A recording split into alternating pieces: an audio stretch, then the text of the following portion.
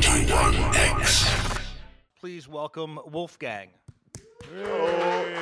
All right, you guys are going to do some performances, and what I got to ask right off the bat is you've somehow struck the magic four. You have a glockenspiel you play in the band, yes?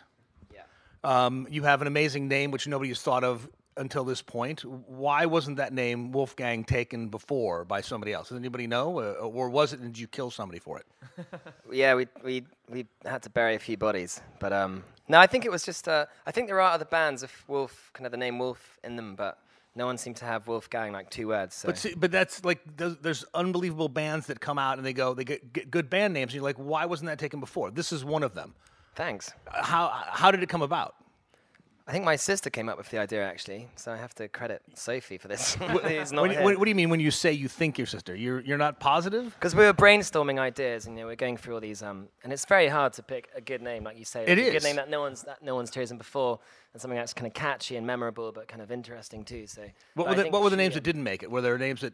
I can't remember. Some probably terrible ones. And so she blurted. You think she blurted it out? Yeah. I think Has she sued you yet for? Not yet. Not telling people the keeping truth? good relations purely Okay. for that reason. But yeah, no, we got them. So it was in a brainstorming session. Yeah. Okay. Glockenspiel, great name. Fridman, how did that work out? How did you get in the studio with one of the? You know what I'm talking about? Yeah, he's. Were you a huge fan of his before, and how did that work out? Yeah, I mean, I loved like the Flaming Lips records, and I loved Mercury Rev. Holes and all these kind of amazing songs and stuff. And then MGMT obviously came out, and that was great and summery and kind of big and upbeat and kind of like the kind of music that we like to play. So we sent him a track just to see if he'd be interested. It was a complete kind of stab in the dark. We had no idea whether he'd like it or not, but he went for it, and he was really kind of keen to get in and record, and then ended up doing the whole album, and it was just, it was amazing for a debut album to be able to work with him. That's what I'm saying. Like, that's unbelievable. That was a complete stab in the dark, and it worked out. The name worked out. The Glockenspiel obviously makes. And then explain to me. No, it does, because not many bands know that that's one of the most rock and roll instruments in the world, even when you're missing certain keys. That's even more rock and roll. Yeah, it is. And then how did the Coldplay thing work out? Because you're touring with them at the end of this summer? 12 dates? Yeah, June and July. Who did you pay off for that? Yeah, I mean, I think luckily we have a friend who is friends with Guy, who's the bass player, and Guy seemed to really like the music, and I think he basically hustled to get us on the tour. So we have him to thank for that. Which very persistent manager as well. Angus. Yeah, Angus. You never mess with a guy named Angus, because his last name is always Beef. Did you know that? Always Beef. All right, so the first song you're going to play is it is now. That's going to be his new name. The first song you're going to play is All the King's Men. The King and All of His Men. Yeah. The King and All of His Men. Tell me about that one before you play it. Oh, and it's a song which originally kind of, I think I started writing it and it was meant to be about terrorism, and then I kind of got sidetracked, and like once it went through the process of my imagination, there was a love story involved as well, and so it's a bit of a higgledy-piggledy journey, but yeah, it is what it is. But isn't terrorism a love story anyway? The love of things that are unhealthy? Yeah. Yeah, you know what it is? It is, isn't it? Yeah. That's a different love story. Yeah. All right, so let's play the song right now. It's 91X, and we are live at the Coachella Flophouse. We are here at the Coachella Flophouse with Wolfgang. They just played the song called, help me again? The King and All of His Men. King, not All the King's Men, but King and All of His Men. I probably should have called it how you said. No, it's it's Americanized. It's and I'm sorry about that. Okay, tell me about the formation of the band. Where did all y'all? That's American for all yous. Where did all y'all meet? We all met in London. I came down, I was studying a degree, and then I wanted to put together a band, and everyone here was sort of playing in different bands as well. Lasse was playing in a band for quite a few years, so it's Gav and James, you were doing your own project, weren't you? But basically, it was sort of friends of friends and sort of... So let me go around the room real quick. You are? James, and you were playing with who? James. You were playing with yourself? Yeah. That was it? That you should... That's nothing... Not, no, it was my own... It was your own project, and you were just playing around London. Born in London? No, Newcastle. I'm sorry. No, I'm sorry. I'm serious. I'm sorry. Newcastle. So you moved down because Sting said you have to leave town. That's what it was. So you came down to London, started doing your own project. Yeah. They run into you. Yeah. My name is Lasse. I play the drums.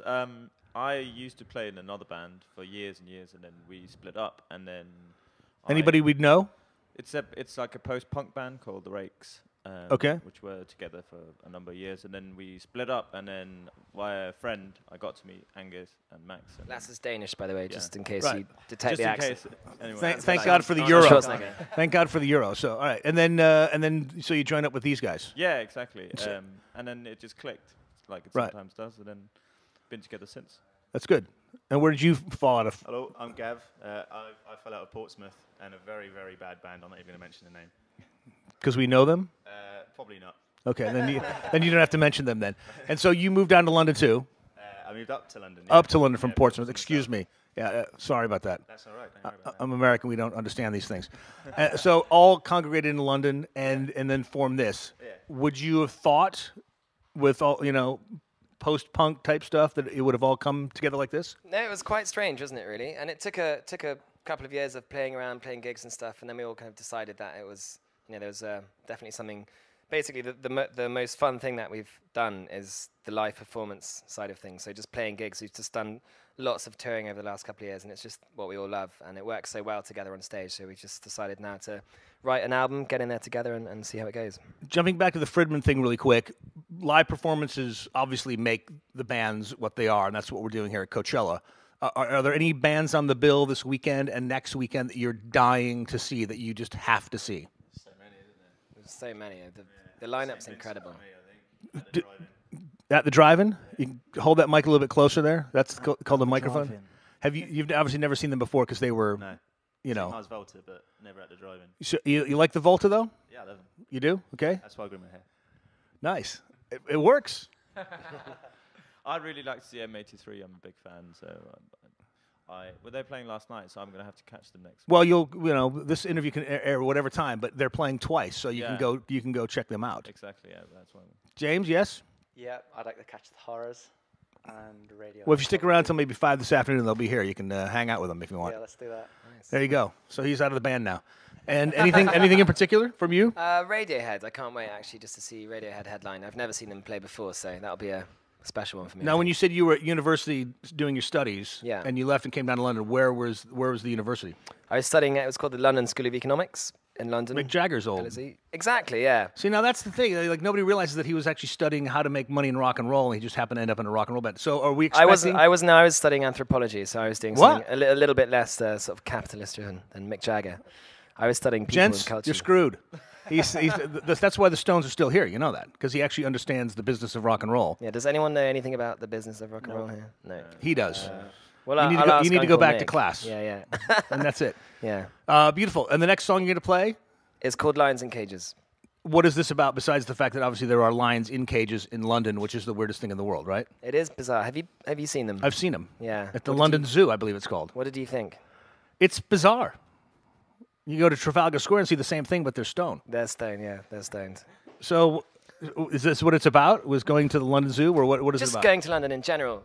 I grew up in a really small village in Scotland, and it was a very sort of different pace of life, going to London, big city. There's a lot going on, a lot of people, a lot of parties, a lot of people on display, and that kind of gave me the idea of this song. So wonderful. All right, and here it is. It is 91X, Wolfgang. 91X.